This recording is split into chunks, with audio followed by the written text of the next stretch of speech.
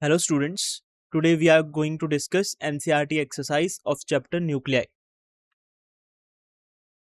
This is the disclaimer.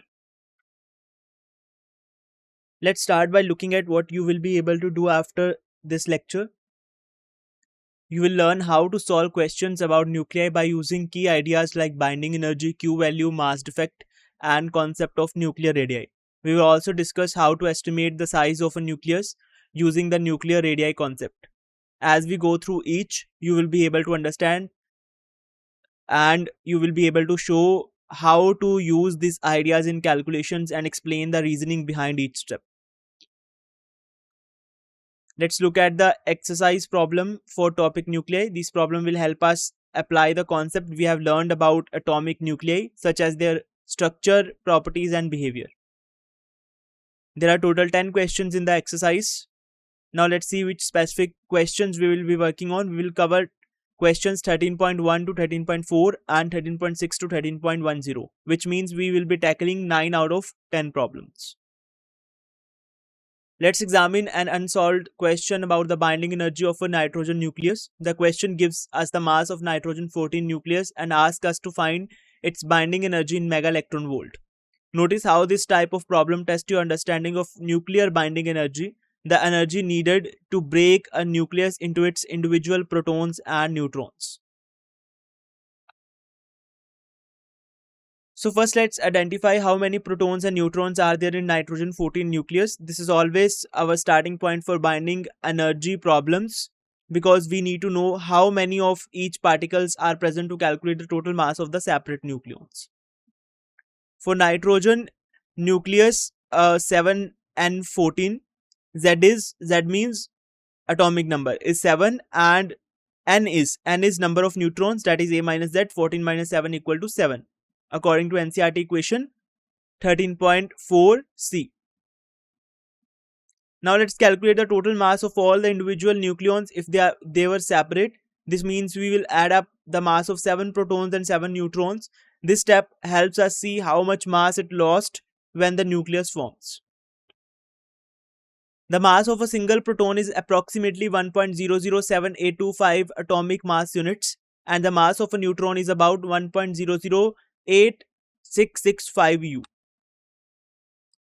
To find the total mass of all the nucleons, we use the formula m total equals Z times mass of proton, that is Mp, plus n times mass of neutrons, that is Mn. Here Z and N both are 7 and 14 for nitrogen 14.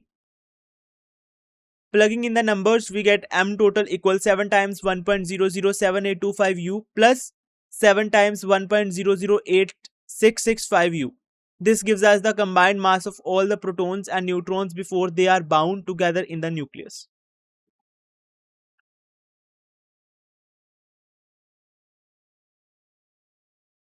Now let's calculate the total mass of all the protons and neutrons if they were separate. Nitrogen 14 has 7 protons and 7 neutrons. The mass of one proton is 1.007825 atomic mass units, and the mass of one neutron is 1.008665 U. So we multiply each by 7 and add them together. This means this gives us 7.054775 U for the protons and 7.06065 U for the neutrons. Adding those two values, we get a total mass of 14.11543 U for all the nucleons if they were not bound together. Notice that this is more than the actual mass of the nitrogen 14 nucleus.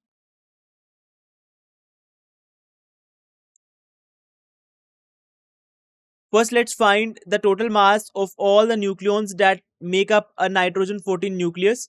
This means adding up the masses of 7 protons and 7 neutrons. The total comes out to be 14.11543 U. Now let's calculate the mass defect. The mass defect is the difference between the total mass of the separate nucleons and the actual mass of the nucleus. Here we define mass defect written as delta M. It's simply the total mass of the nucleons minus the measured mass of the nitrogen nucleus. For nitrogen 14, that's delta M equal to mass of nucleons minus mass of nucleus. Remember, this difference what holds the nucleus together. So let's write the formula for mass defect. Delta M equal to mass of nucleons minus mass of nitrogen 14 nucleus. Delta M is measured in atomic mass units. Now let's substitute the values. Delta M equal to 14.11543 U minus 14.00307 U. This subtraction gives us the mass defect for nitrogen 14.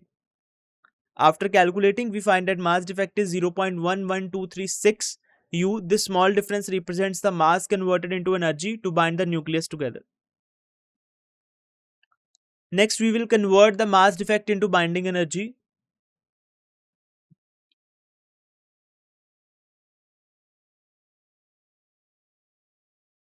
First, let's focus on converting the mass defect into binding energy. Remember, the mass defect is the difference between the total mass of the separate nucleons and the actual mass of the nucleus.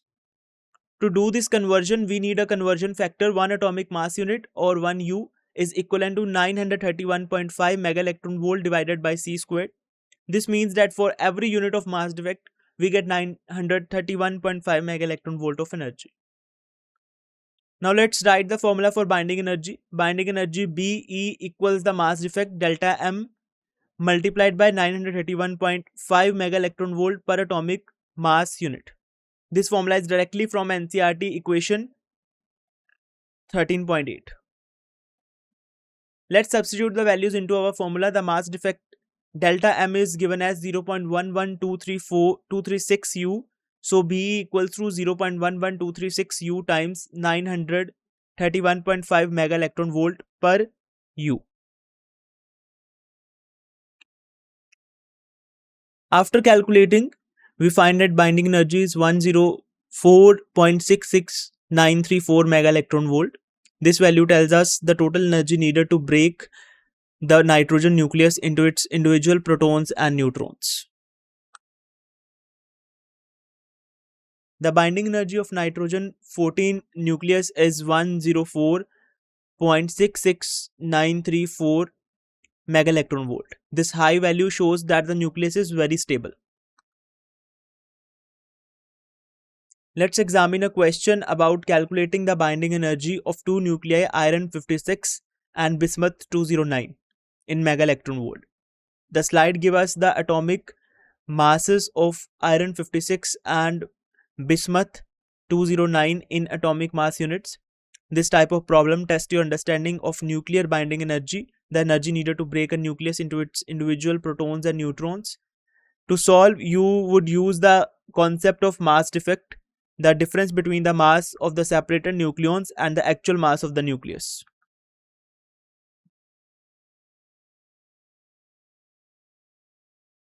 So first, let's organize the information given in the problem. Here we see the mass of the iron 56 nucleus is given as 55.934939 atomic mass units. Next, the mass of bismuth 209 nucleus is provided as 208.980388 U. Let's start by focusing on the binding energy of iron 56. Number of protons in iron 56 is Z equal to 26. Now let's find the number of neutrons in iron 56. The mass number A is 56. So the number of neutrons is A minus Z, which is 56 minus 26 gives us 30 neutrons.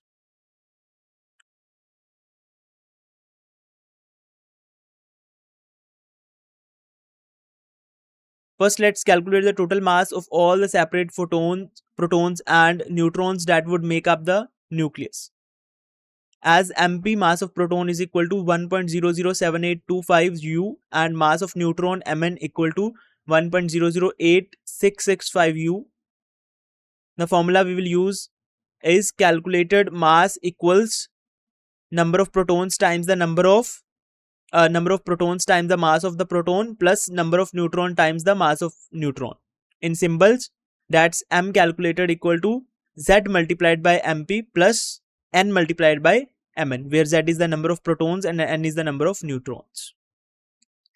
For iron 56, Z is 26 and N is 30.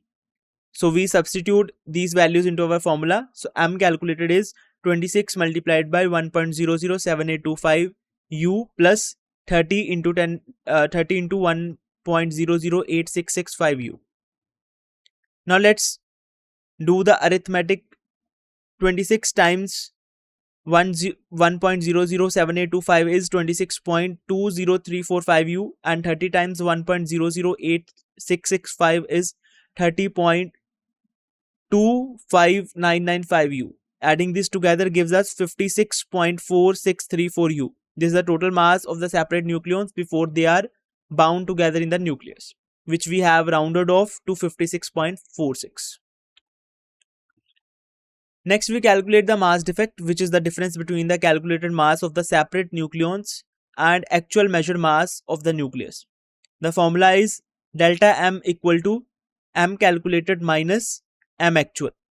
M actual means actual mass of the nucleus of iron 56. This mass defect is what gets converted into binding energy according to Einstein's equation equal to mc square.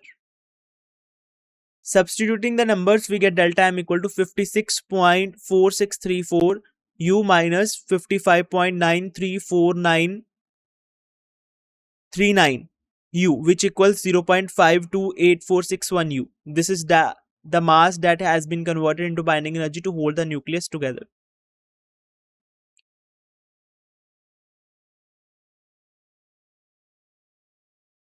First, let's calculate the mass defect for iron 56.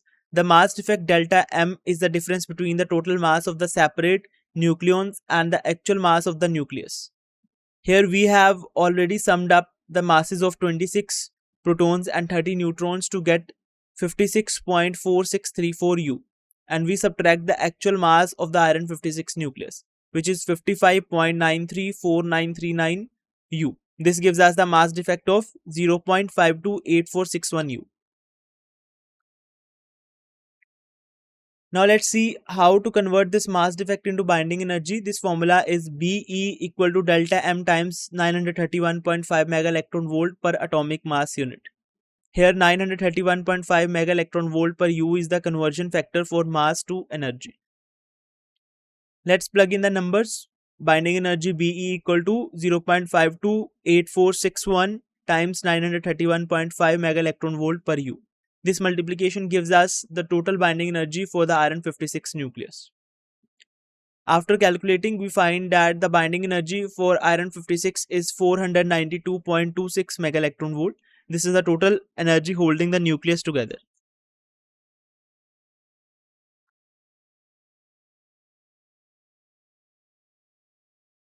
Let's start by clearly stating that what we are calculating, the binding energy of bismuth 209. Number of protons in bismuth 209 is Z equal to 83. Next, let's find the number of neutrons. The mass number A is 209. So the number of neutrons N is A minus Z, which is equal to 209 minus 83, which gives us 126 neutrons in bismuth 209. Now let's talk about the mass of separate particles that make up the nucleus. We need to find the total mass of all the protons and neutrons if they were free and not bound together. So as MP equal to 1.007825 U and Mn, that is mass of neutrons, is 1.008665 U. The formula for the calculated mass is M calculated equals to Z times the mass of proton plus N times the mass of a neutron. Let's substitute the number into our formula. We have 83 proton times 1.007825 U plus 126 neutron times 1.008665 U. This step shows how we apply the formula to our specific nucleus. Now let's do the math. 83 times 1.007825 U is 83.649475 U, and 126 times 1.008665 U is 127.09179 U. Adding these together gives us a total calculated mass of 210.741265 U. This is the mass of all the nucleons if they were bound together.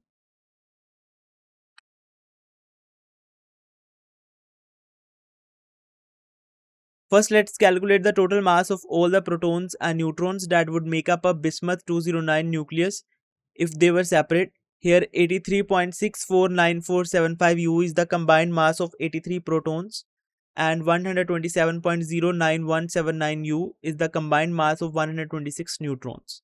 Adding these gives us the calculated mass of separate nucleons, which is 210.741265 U.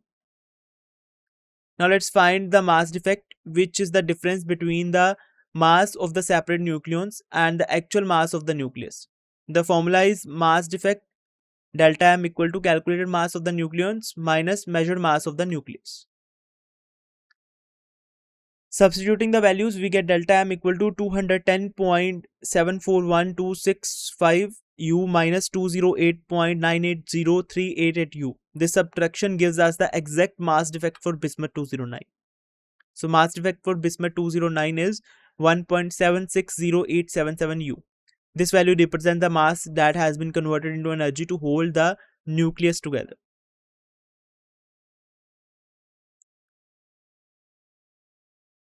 So first let's talk about mass defect, which is the difference between the total mass of the separated nucleons and the actual mass of the nucleus.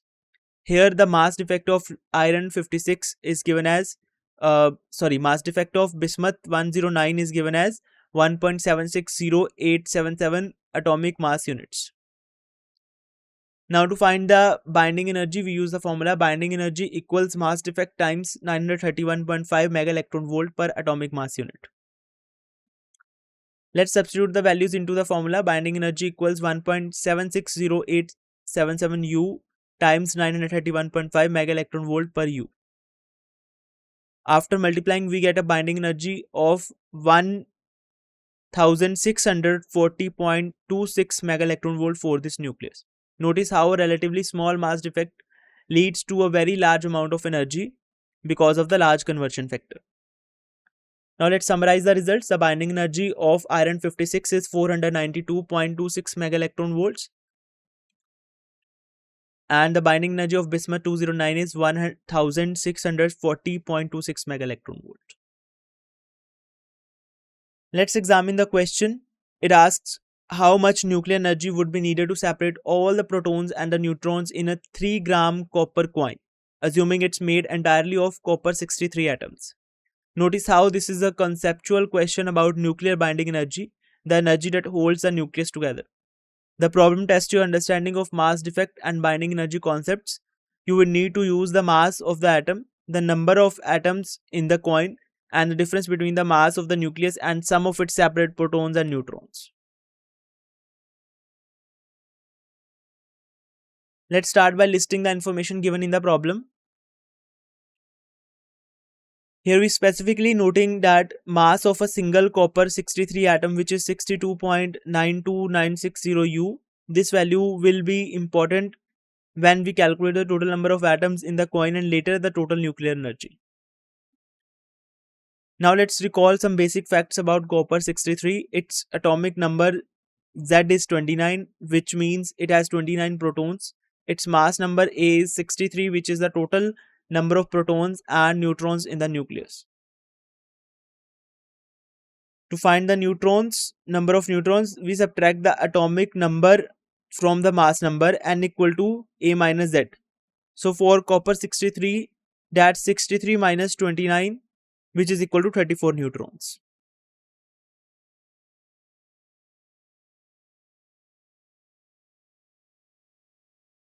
First, we need to calculate something called the mass defect. For a single copper 63 nucleus, the mass defect tells us how much mass is missing when protons and neutrons come together to form a nucleus.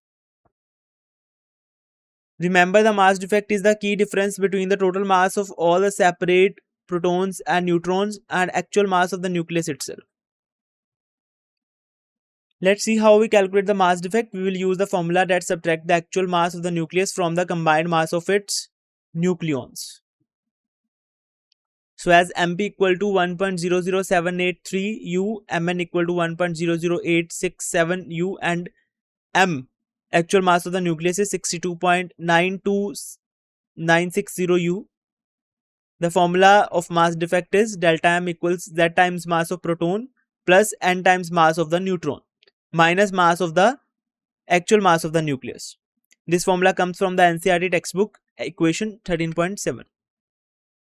Plugging in the numbers, we get delta M equals to 29 times 1.00783 U plus 34 times 1.00867 U minus 62.92960 U. Let's do the math for each part. 29 times 1.00783 U gives 29.22707 U, and 34 times 1.00867 U gives us 34.29478 U. Adding these together and then subtracting the nucleus mass, we set up the calculation for the mass defect. When we add 29.22707 U and 34.29478 U, we get 63.52185 U. Subtracting the actual nucleus mass 62.92960 U, we find the mass defect as 0.59225 U.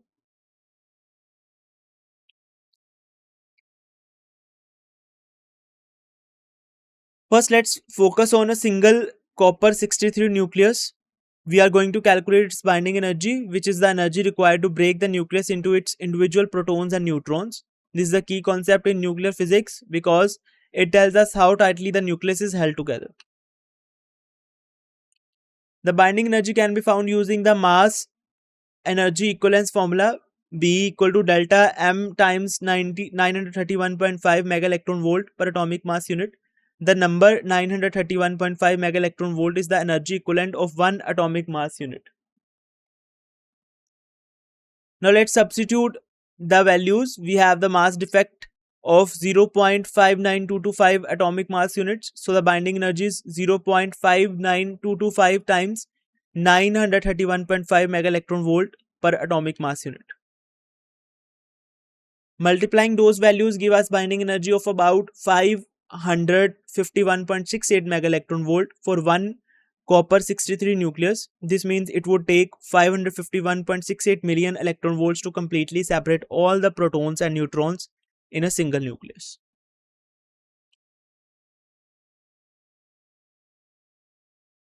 First, let's determine how many copper atoms are actually in the coin. This is an important step because the total nuclear energy will depend on the number of nuclei present. The mass of the coin is given as 3 grams. Next, we need the molar mass of copper 63, which is about 63 grams per mole. The molar mass tells us how much 1 mole of copper 63 atoms weighs. Avogadro's number is a key constant in chemistry and physics. It is 6.022 times 10 to the power 23 atoms per mole. Now let's calculate the number of moles in the coin. We do this by dividing the mass of the coin 3 grams by molar mass 63 grams per mole. This gives us 0.0476 moles. To find the total number of atoms, we multiply the number of moles by Avogadro number. So number of atoms equals moles times the Avogadro number.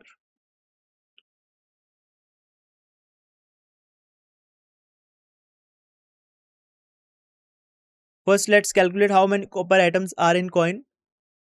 We start by multiplying the number of moles of copper by Avogadro's number, which is 6.022 times 10 to the power 23 atoms per mole. This gives us total number of atoms present in the 3 gram coin.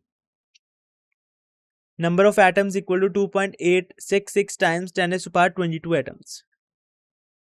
Now let's move on to calculating the total nuclear energy required. We will use the binding energy per nucleus and multiply it by the total number of atoms we just calculated. Here is the formula. Total energy equals the binding energy per nucleus, binding energy per nucleon times the number of atoms. Binding energy is usually measured in units like mega electron volts per nucleus.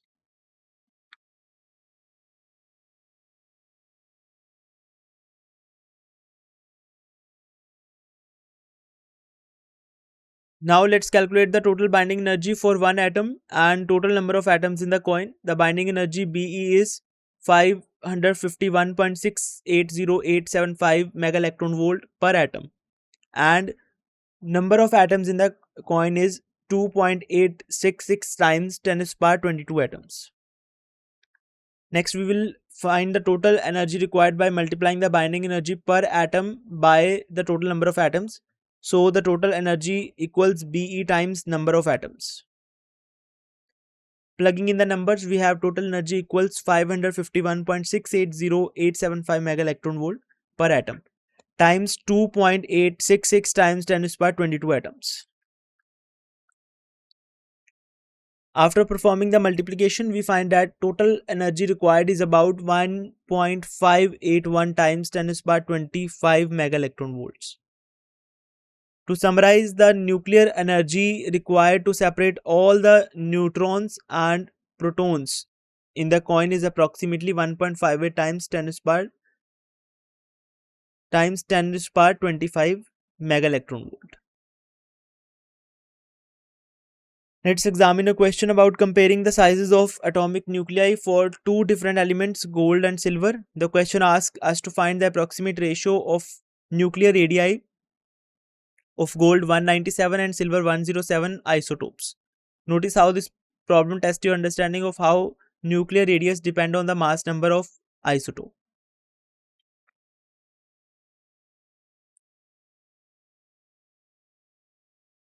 First, let's focus on how to calculate the ratio of nuclear radii. The nuclear radius r is given by the formula r equal to r naught a raised to power 1 by 3, where r naught is constant with units of length, typically about 1.2 femtometers, that is 1.2 multiplied by 10 to the power minus 15 meters. A is the mass number, which is the total number of neutrons and protons in the nucleus. For gold 197, the mass number A is 197. This means the nucleus of this gold isotope contains 197 nucleons. For silver 107, the mass number A is 107, and so this nucleus has 107 nucleons. We will compare this to gold 197 to find the ratio of the radii.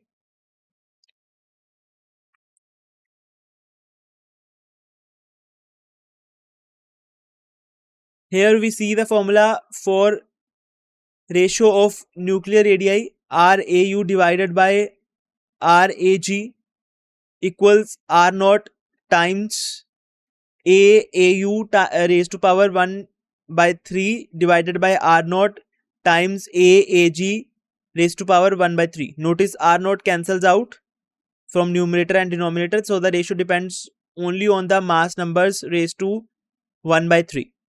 This formula comes from NCERT question 13.5. Now we have simplified the formula. The ratio of the radii is just AAU divided by AAG raised to power 1 by 3. This means that if you know the mass numbers of two nuclei, you can quickly compare their sizes by taking the cube root of their ratios.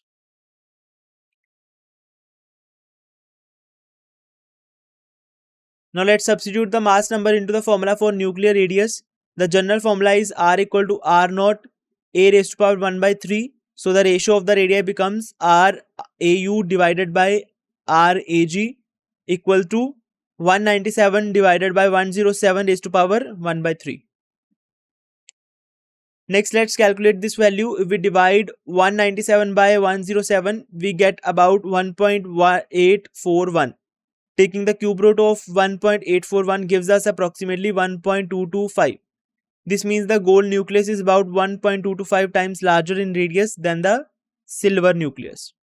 So approximate ratio of the nuclear radii of gold 197 to silver 107 is about 1.23. Let's examine a question about nuclear fission, specifically whether an iron 56 nucleus Fe56 can split into two equal aluminium 28 nuclei. Notice how the question gives us the atomic masses for both Fe and Al. This is important for calculating the Q value. which tells us if the reaction releases or requires energy. You have to tell whether the fission energetically possible.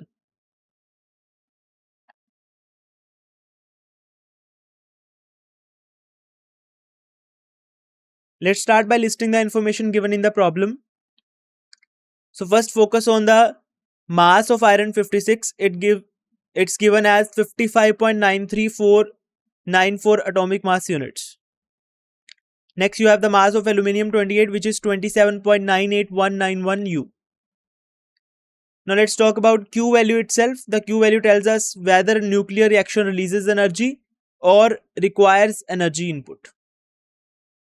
Q value of a nuclear reaction is determined by the difference in mass between the reactants and products multiplied by the speed squared of the speed of light, that is c square.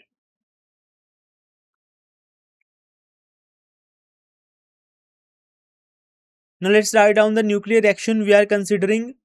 We are imagining one iron 56 nucleus splitting into two aluminium 28 nuclei. It's important to check that both the mass number and atomic number that are conserved in this reaction.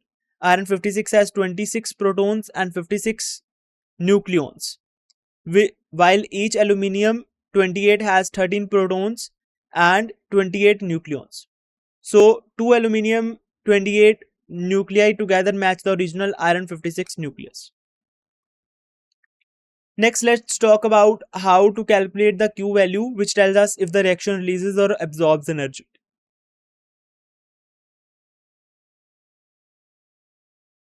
The formula is Q equal to mass of iron 56 minus 2 times the mass of aluminium 28 times c squared, where c is the speed of light.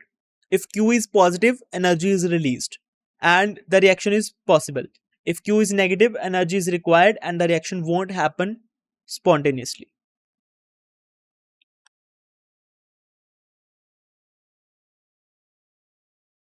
To start, let's define mass defect, written as delta m. This is the difference between the mass of the original nucleus and total mass of the products. Hence, delta m equals the mass of iron nucleus minus 2 times the mass of aluminium 28. Now let's substitute the given values into our formula. The mass of iron 56 is 55.93494 U and the mass of aluminium 28 is 27.98191 U. So we have delta m equals 55.93494 minus 2 times the 27.98191. Carrying out the multiplication, 2 times 27.98191 gives us 55.96382 U. So delta m is 55.9349 U minus 55.96382 U. Subtracting these values, we get delta m equals negative 0.02888 U. The negative sign tells us what the products have more tells us that the products have more mass than the original nucleus, which means energy would need to be supplied for this reaction to occur.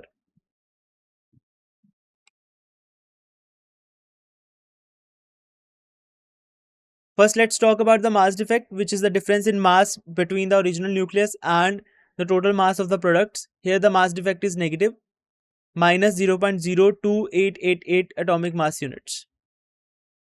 To find out how much energy this mass defect represents, we need to convert atomic mass units into energy. The conversion factor is 1 atomic mass unit equals 931.5 mega electron volts per c squared. Now let's write the formula for the Q value. Q equals the mass defect times 931.5 mega electron volt per atomic mass unit. Plugging in our numbers, we multiply negative 0.02888 atomic mass units by 931.5 mega electron volt per atomic mass unit. This step gives us the actual energy change for the reaction. The result is Q equals negative 26.90 mega electron volt. This negative value means the reaction would actually require 26.90 mega electron volt of energy to occur, rather than releasing energy. So fission of iron 56 into 2 aluminium 28 nuclei is not energetically favorable.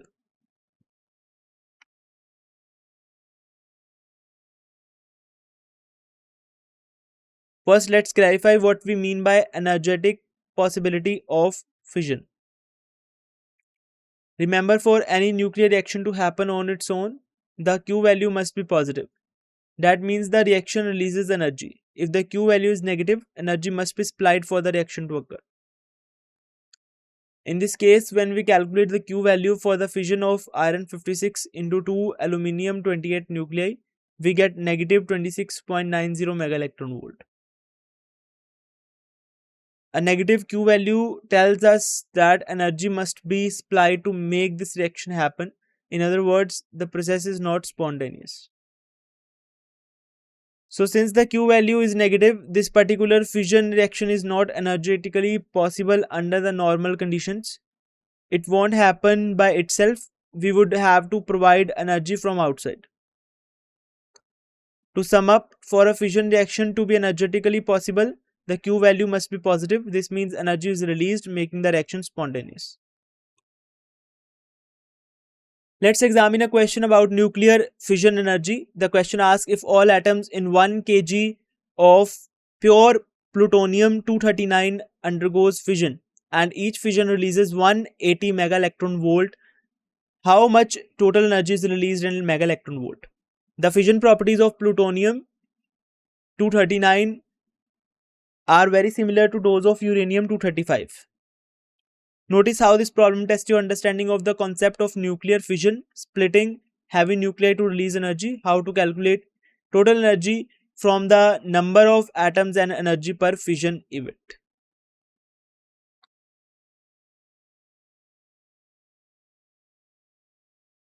First, let's focus on how to calculate the total energy released. To solve, we need to follow a sequence of steps. We will start by finding the number of moles in 1 kilogram of plutonium 239, then determine the number of atoms and finally calculate the total energy. Step 1 is to determine the number of moles. The total mass of plutonium 239 is about 239 grams per mole.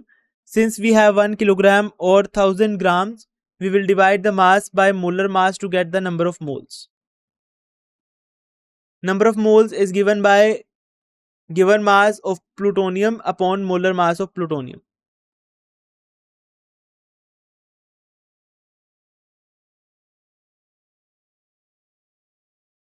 First, let's calculate how many moles of plutonium 239 are in 1 kilogram.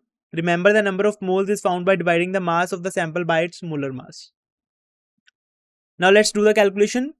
1000 grams, that is 1 kg, divided by 239 grams per mole gives us about 4.184 moles. This tells us that 1 kilogram of plutonium 239 contains roughly 4.184 moles of the atoms.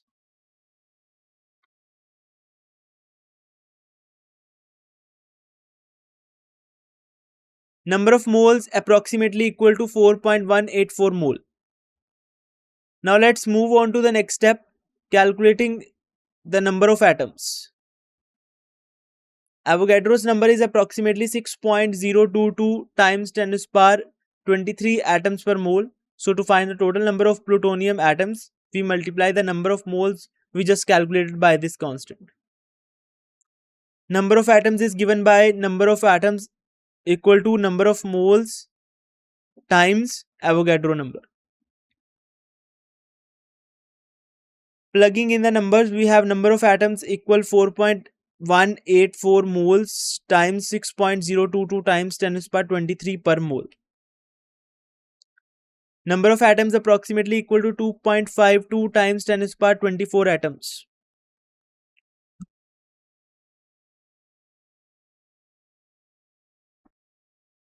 First, we have determined the number of plutonium 239 atoms in 1 kilogram, which comes out to be 2.52 times 10 to the power 24 atoms. Now let's move on to step 3, calculating the total energy released. To find the total energy, we simply multiply the number of atoms by the energy released per fission, which is 180 mega electron volt for each atom. So total energy released is given by total energy released equal to number of atoms times energy per fission. Now let's plug in the numbers. Total energy released equal to 2.52 times 10 to the power 24 atoms multiplied by 180 mega electron volt per atom. This multiplication gives us the total energy output in mega electron volt. Notice how the units of atom cancel out, leaving us with just energy. So the total energy released is approximately 4.536 times 10 to the power 26 mega electron volt. This is an enormous amount of energy from just 1 kilogram of plutonium 239.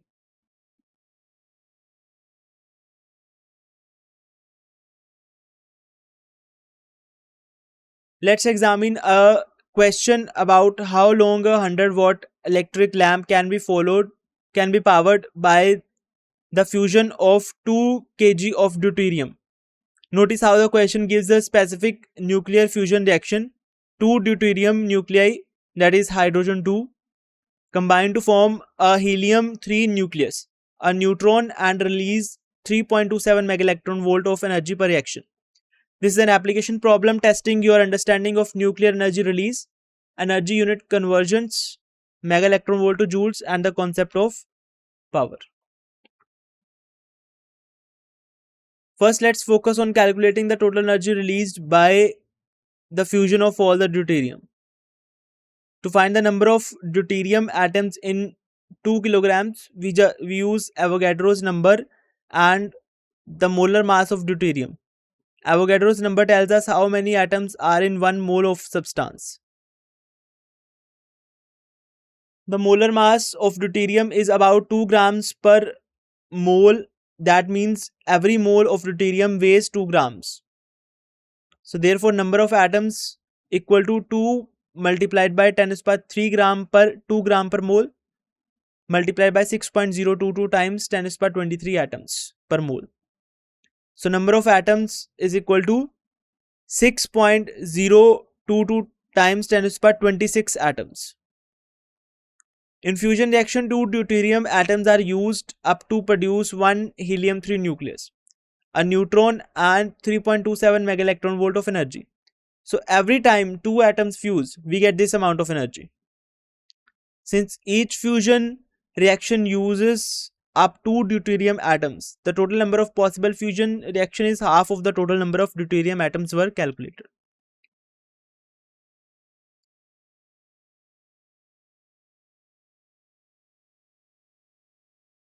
So first let's find out how many deuterium atom we have in 2 kilograms using Avogadro's number, which is 6.022 times 10 to the power 23 atoms per mole, and knowing the molar mass of deuterium is about 2 gram per mole, we calculate the total number of atoms.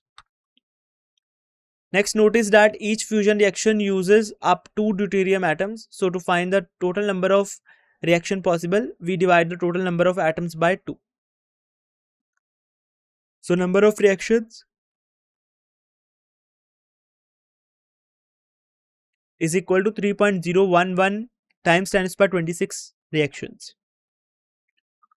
So now let's calculate the total energy released. Each reaction gives 3.27 mega electron volt. So we multiply the number of reactions by this energy per reaction.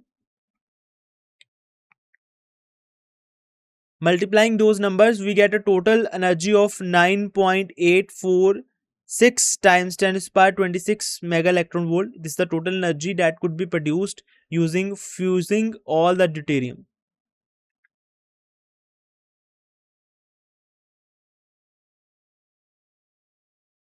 First, we have calculated the total energy produced from fusing all the deuterium, and it comes out to 9.846 times 10 to the power 26 mega electron volt. Now let's convert this energy from mega electron volt to joules. Since joules are the standard SI units of energy, the conversion factor is 1 mega electron volt equals 1.602 10 to the power minus 13 joules.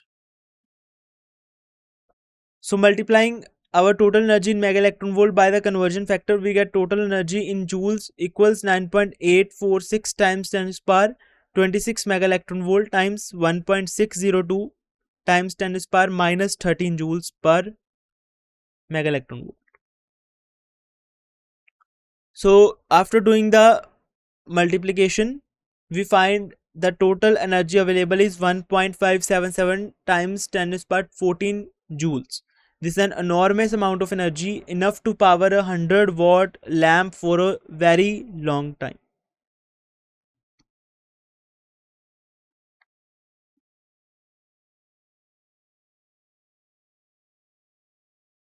So first we have calculated the total energy released from fusing all 2 gram of deuterium, and it comes out to 1.577 times 10 to the power 14 joules.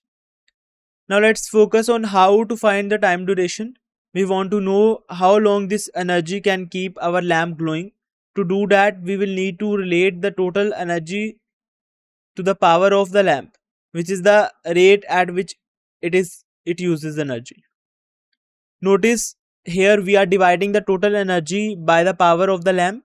Power is energy per unit time, so we know the total energy available and how quickly the lamp uses it. Dividing gives us the total time the lamp can stay on. The lamp's power is given as 100 watts, which means it uses 100 joules every second. So the time is total energy divided by power. Time equals 1.577 times 10 to the power 14 joules divided by 100 joules per second. After dividing, we find the time is 1.577 times 10 to the power 12 seconds. That's an incredible long time, much longer than a human lifetime.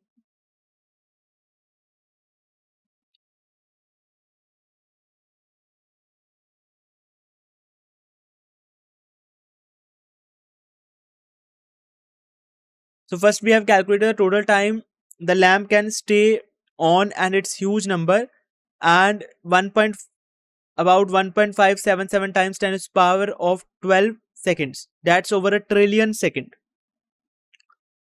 Time is converted to years by dividing the number of seconds in a year. So 365 days multiplied by 24 hours multiplied by 60 minutes multiplied by 67 seconds give us the total number of seconds in 1 year. So time in years is calculated as 1.577 10 to the power 10 to the power 12 seconds divided by the number of seconds in 1 year. So 3.1536 times 10 to the power 7 second per year. So after converting, we find that the lamp could stay lit about 5 times 10 to the power 4 years. That is 50,000 years. To sum up, fusing just 2 kilograms of deuterium could keep a 100-watt lamp glowing for roughly 50,000 years. Let's examine a question about the potential barrier during a head-on collision of two deuterons, which are nuclei of deuterium, each with one proton and one neutron. Notice how the question asks for the height of potential barrier. This refers to the maximum electrostatic repulsion energy when the two deuterons just touch each other. Assume that deuterons can be taken as hard spheres of radius 2 femtometers. This concept being tested here is the calculation of electrostatic potential energy between two charged particles at a certain distance.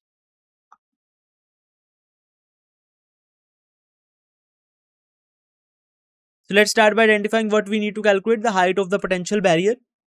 Notice that potential barrier is determined by the Coulomb's repulsion, which is the force that pushes two positive charges apart. When the deuterons are just touching, this repulsive force is at its maximum for the collision. So the potential energy at this point tells us how much energy is needed to bring them together. Now let's figure out the distance between the centers of two deuterons when they just touch. This is important because the electrostatic potential energy depends on how far apart the charges are. Each deuteron has a radius of 2 femtometers, which is 2 times 10 to the power minus 15 meters.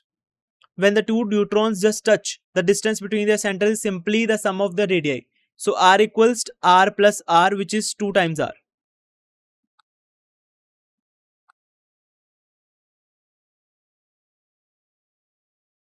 First, let's figure out the distance between the centers of two deuterons when they just touch. Since each has a radius of 2 femtometers, the total distance from center to center is 2 times 2 femtometers, which gives us 4 femtometers. Now let's convert this distance into standard SI units. 1 femtometer is 10 to the power minus 15 meters. So 4 femtometers becomes 4 times 10 to the power minus 15 meters. Next, let's identify the charge of a deuteron. A deuteron is made up of 1 proton and 1 neutron. The neutron has no charge, so total charge of a deuteron is just the charge of a single proton, which is called the elementary charge. So the charge of deuteron, which we call Q, is equal to E, the elementary charge. The value of E is 1.6 times 10 to the power minus 19 coulombs.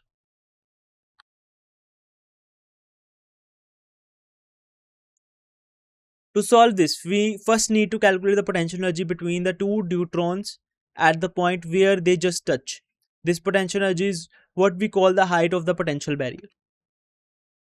The formula for electrostatic potential energy U between 2 point charges is U equal to 1 by 4 pi epsilon naught multiplied by Q1 Q2 upon R, where epsilon naught is the permittivity of free space, which has a value of about 8.85 10 to the power minus 12 coulomb squared per Newton meter squared. Q1 and Q2 are the charges of two deuterons, and R is the distance between their centers when they just touch. So that's twice the radius, or 4 femtometers. Since both deuterons have the same charge, which is the charge of a proton, we can simplify the formula to U equals to 1 upon 4 pi epsilon naught Q square. So charge is same on both deuterons, say Q, so that's why Q square upon R. Notice how the potential energy increases if the charges are larger or if the distance R is smaller.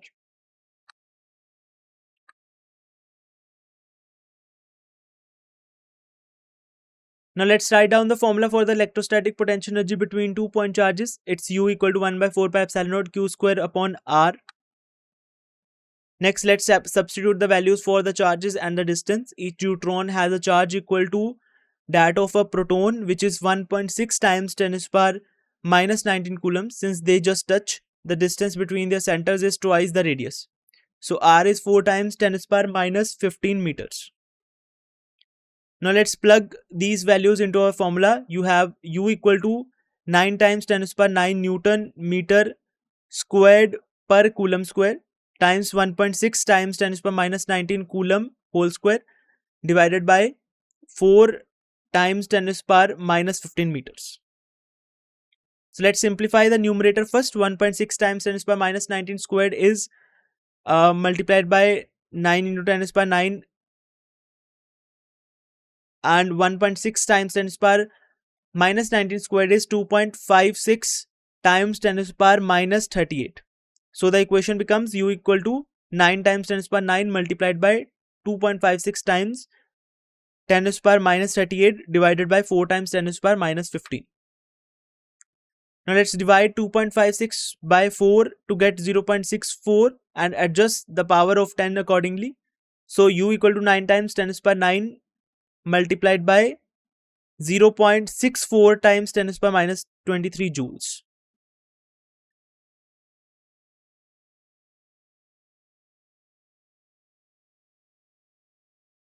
Now let's calculate the potential energy due to Coulomb's repulsion when the two deuterons are just touching. The formula for electrostatic potential energy is U equal to 1 by 4 pi epsilon naught Q1 Q2 upon R. Okay, and after putting all the values, we come to the expression U equal to 9 times 10 to the power 9 multiplied by 0.64 times 10 to the power minus 23 joules. After performing the multiplication, we find that potential energy U is 5.76 10 to the power minus 14 joules. This value represents the energy barrier that must be overcome for two deuterons to come into contact. Notice how small this number is, reflecting the tiny scale of nuclear interactions. So next, let's convert this potential energy into joules, from joules to electron volts, which is more convenient unit for nuclear physics. To convert joules to electron volts, we divide the energy in joules by elementary charge E, which is 1.6 times 10 to the power minus 19 coulombs. So plugging in the numbers, we have U in electron volts is equal to U in joules upon E, which is 5.76 times 10 to the power minus 14 joules divided by 1.6 times 10 to the power minus 19 joules. After dividing, we get U in electron volts equal to 3.6 times 10 to the power 5 electron volts, or 3,60,000 electron volts. This is the height of the potential barrier that two deuterons must overcome to get close enough for nuclear fusion to occur.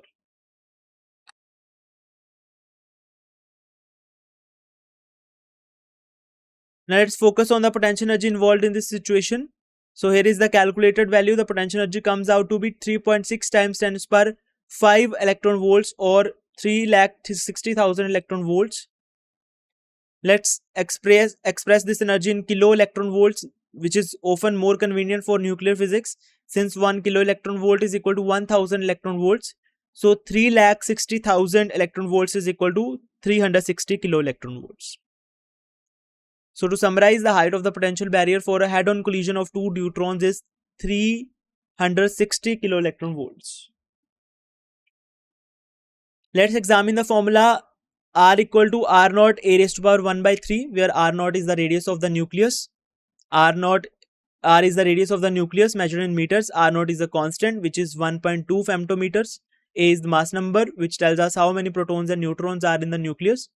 The question asks us to use this relationship to show that nuclear matter density stays nearly constant, no matter that what mass number A is. This is a conceptual question testing our understanding to how volume and mass relate in nuclei and how density depend on these.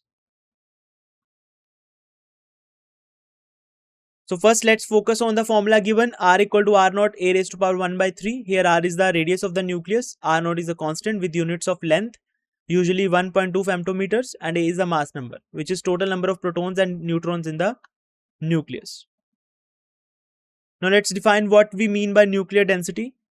To find the nuclear density, we use the basic definition. Density, that is denoted by rho, is mass divided by volume. For a nucleus, the mass is essentially the mass number divided by the mass of the single nucleon. And since protons and neutrons have nearly the same mass, and volume is the space of the nucleus occupies, which depend on its radius. So we can write the formula for the nuclear density as rho equal to mass of nucleus divided by the volume of nucleus. First, let's express the mass of nucleus. Remember, the mass number A tells us the total number of nucleons, protons and neutrons in the nucleus.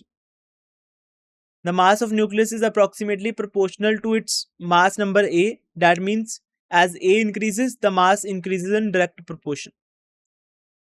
If we let M represent the average mass of a nucleon, then the total mass of the nucleus can be written as M times A. Now let's talk about the volume of the nucleus. Since nuclei are roughly spherical, we can use the formula for the volume of a sphere as, so volume V is equal to 4 by 3 pi r cube. Remember, R is given by R naught a raised to power 1 by 3. So as A increases, the radius increases, but not as quickly as the mass.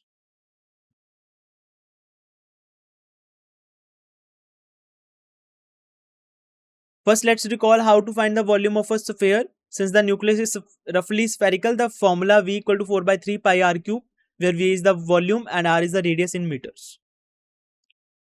Now let's substitute the expression for the nuclear radius into our volume formula. Remember, R equal to R naught times A to the power 1 by 3. So when we substitute R equal to R naught A by 3 into the formula, we get V equal to 4 by 3 pi R naught A raised to power 1 by 3 raised to power 3. Notice that raising A raised to power 1 by 3 to the third power just gives us A. So the formula simplifies nicely. So after simplifying, we find V equal to 4 by 3 pi R naught cube multiplied by A. This means the volume of the nucleus is directly proportional to the mass number A.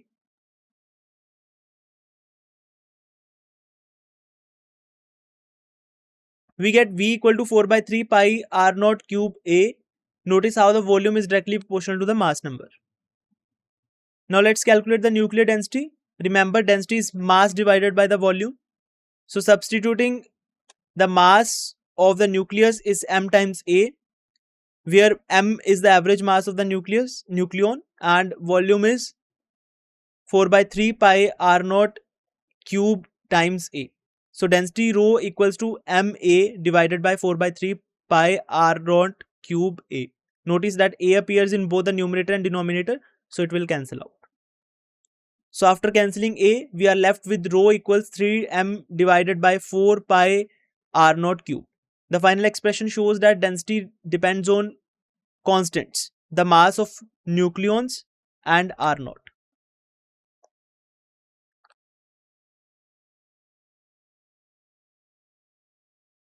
First, let's recall how to calculate the density of nuclear matter. Density rho is mass divided by volume, so we can calculate density.